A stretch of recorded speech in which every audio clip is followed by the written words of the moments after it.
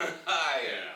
So we've got a video today, and I figured, as you guys can read by the title, it's kind of about the Dutch language.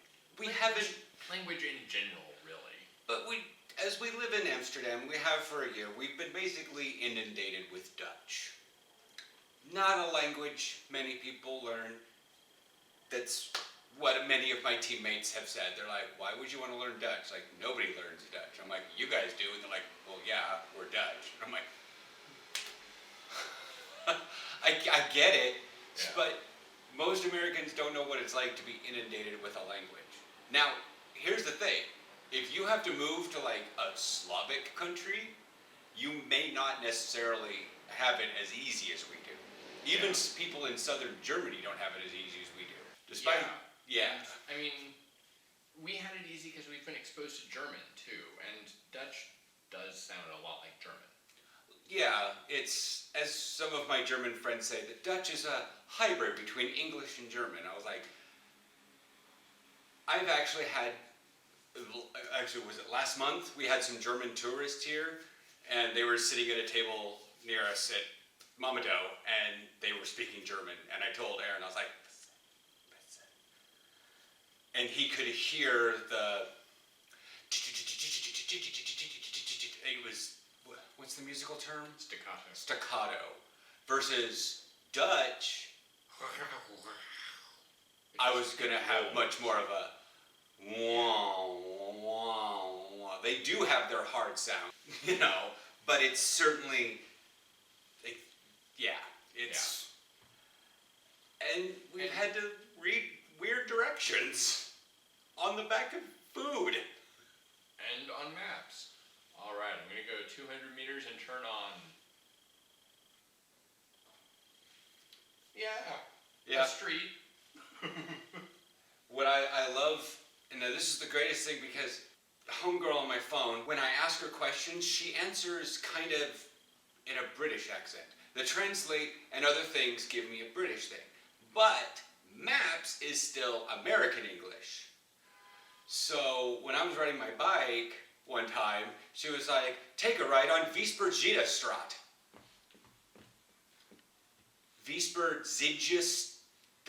Straat. And I'm like, Strat.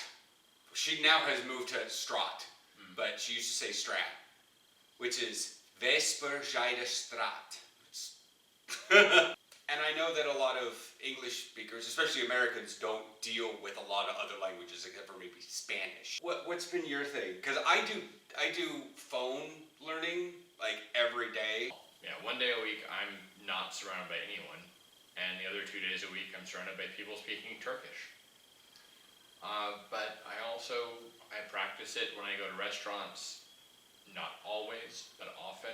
I'm trying to work it into my vocabulary, just making sure I can get the words right, the sounds right. Part of the thing that we've been having a lot of trouble with is one, I guess it would be what I call the G, K, and CH sounds. Yeah. Which, in Dutch, to our ears, so if you natively speak Dutch, sorry, the camera tweaked a little bit, you can rail on us, and I know someone's going to want to rail on us, but to us, G, K, and CH are basically the same sound, just said in different parts of the mouth. Good. Throat area. Good. I was trying to move back. Yeah, what I'm saying in Dutch they are. We don't really have the same sound for CH. Gotcha. G, k, to be sure, but we have G. And sometimes it's not even G, it's just Yeah. It is such J. a dropped letter for us. It's a G or a J. Like we have giraffe. But is it GIF? Is it GIF? Is it giraffe? Giraffe? Like, that's fromage. I mean, to be fair, that's Italian, or French, whatever, but that's the generalized idea. In English, the G is forgotten. It's like a thing. It's a lot of other letters. And to be fair, we do have the similarity in Dutch with NG. Like when you have running, you don't really have it. So one of their cities has ing in it, so You just say ingen. Sorry about the weird cut. Apparently it wasn't as stable as I thought. So, the camera just like... For those of you that watched previous videos, I tried to record myself doing squats on a round thing, and the camera like slid upside down. It was really bad. Anyways, side note, now that that crisis is averted, we were talking about like the various sounds, and one of the things, and we've seen this now on Vlogbrothers, various other videos about people talking about, oh, the Dutch and their impossible to pronounce G. And I'm like, yeah, and the Dutch here, they talk to me about it, they're always amazed that I can actually say the G. yeah. They're like, oh, I can't believe you can do that. Like, I guess it's a rite of passage? I mean, to be fair, it is to be able to get the sound right away.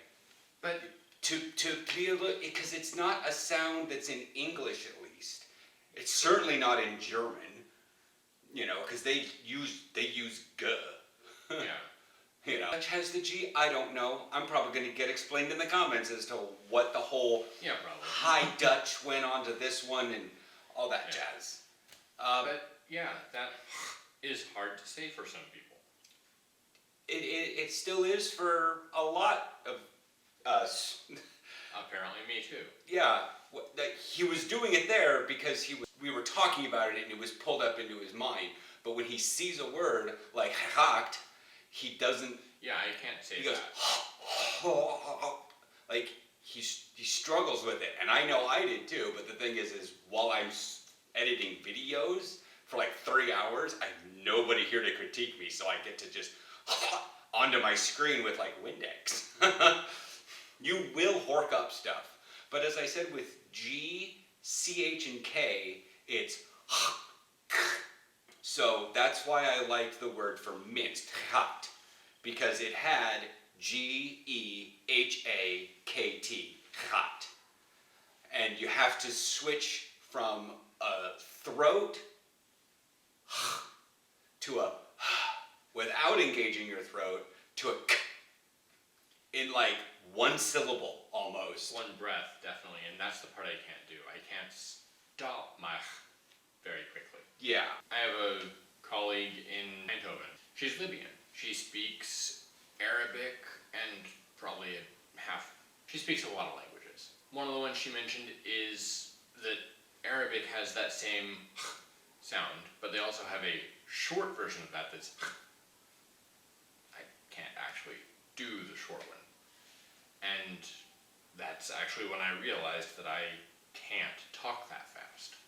Yeah, that's one thing I've noticed over our long relationship. I generally talk faster. You do pretty much everything faster, to be fair. Yeah. It's like, that's why when I realized hakt was like the greatest word to try to figure out how to fine tune the voice. It's like I said, it's the stupidest word, but that's one of the things. And now that I kept saying it over and over, and I read, like, I don't take my phone into the bathroom sometimes. I will literally just read the back of the shampoo bottle. To be fair, a lot of it's in Latin because it's chemicals, but, First ingredient, aqua.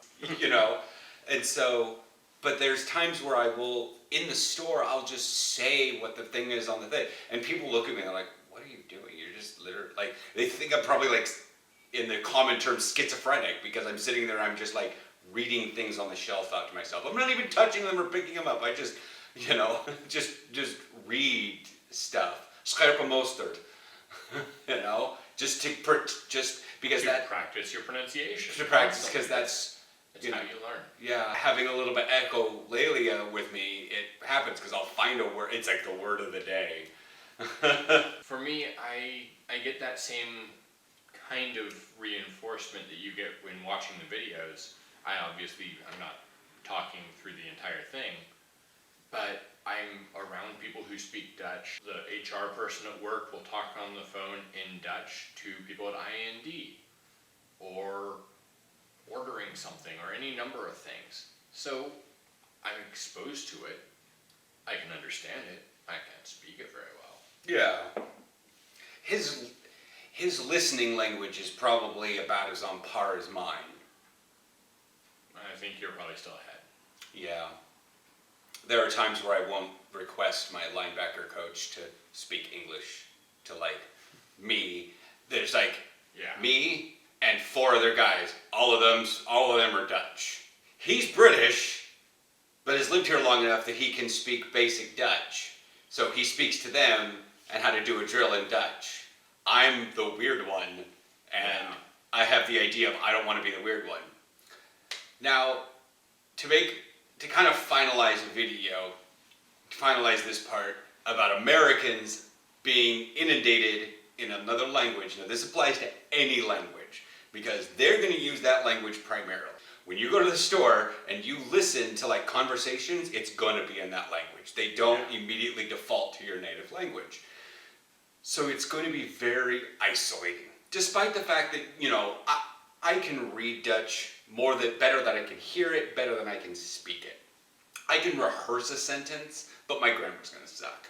I'm obviously going to have a very basic, you know, sentence. I can tell some of my teammates didn't have the greatest of testing scores in their English class. Yeah.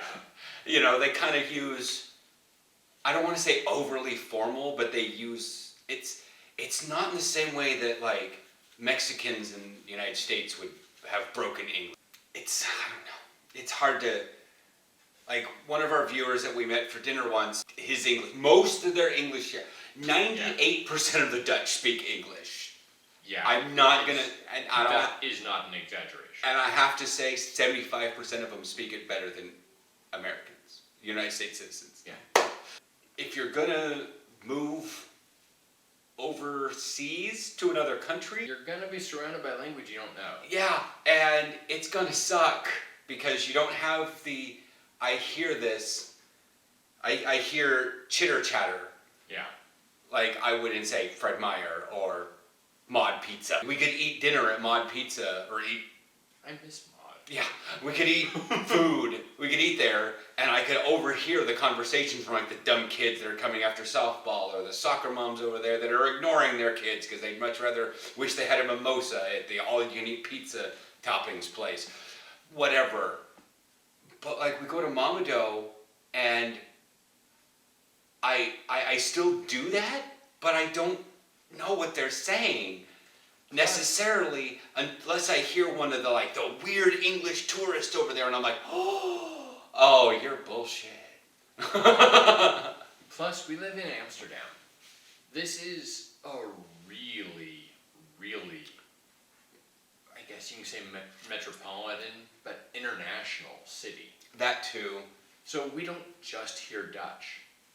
We live above a Turkish restaurant, so we hear Turkish. He hears Turkish a lot more than I think I do.